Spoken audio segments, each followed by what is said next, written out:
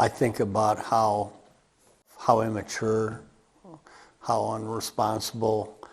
When you're just a teenager, you're thinking, how can I undo this and make my life to be the way it was, rather than thinking about the responsibility of being a father, being a parent,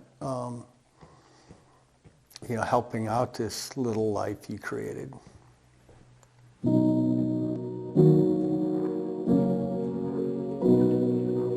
I grew up in Columbus, Ohio, went to Ohio State. I had a roommate and we were looking for a place mid-semester and couldn't find anywhere, so we ended up in a rooming house. They told us it was co-ed, but we found out when we moved in there that we were the co-ed. And so we were living there with 16 guys, and that's where I met Rich. We started dating right away.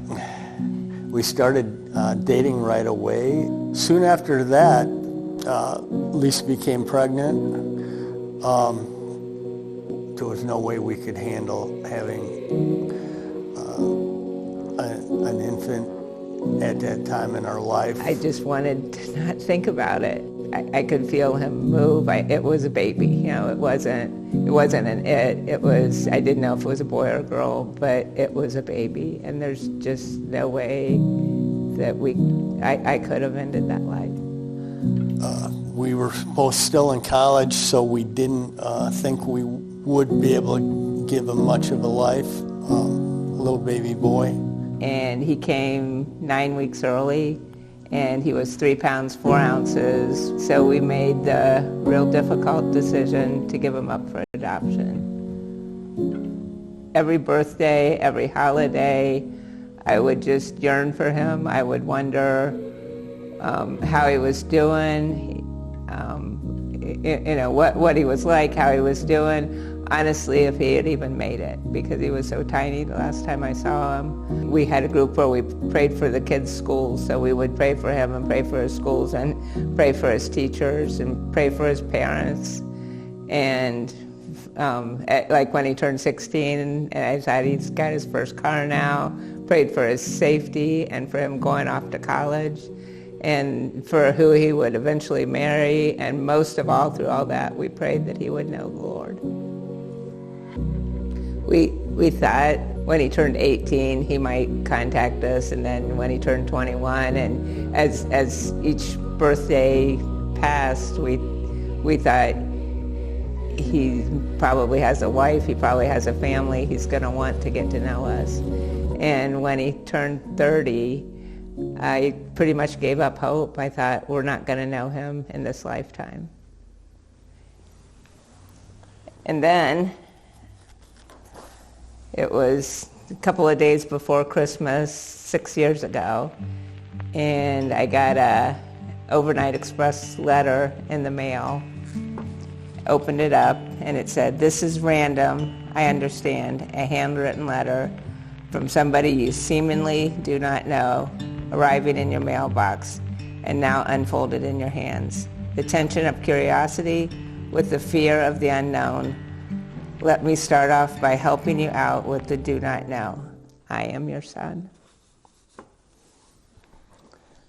The letter, told us about his life. It told us, that he had gotten married and had a couple of kids. And the best thing in the letter was that he wanted to meet us. The unique part of John was he wanted to be surprised. He wanted it to be fresh when he did have the first meeting.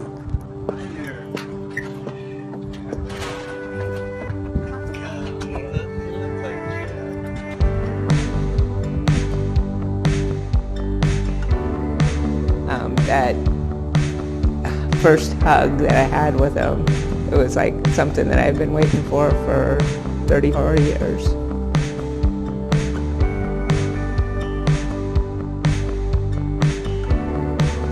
I remember looking at John, and I remember looking at his hands saying, his hands look just like mine. Look at this.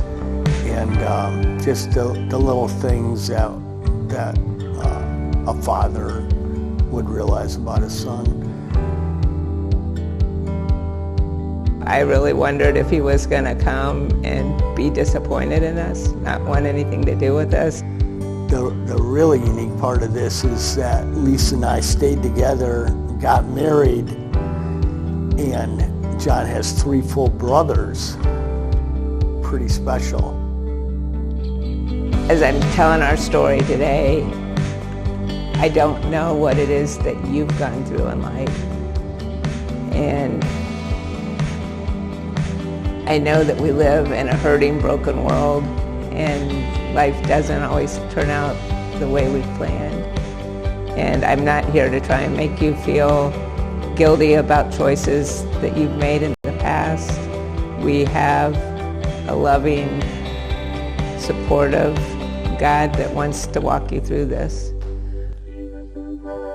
But if you're making this decision right now, I'd just like to encourage you. Our son was able to have a story. It just wasn't with us, until a few years ago. But he was able to have a life, to have a family, to have a story.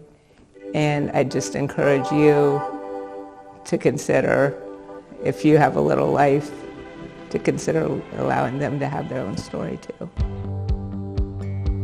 When we got this opportunity to tell our story, we thought it might be really nice to have John, our son, who is a photographer, he's a videographer in Dayton, Ohio, have him do the filming.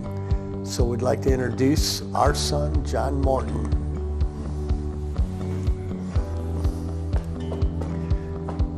That's a wrap.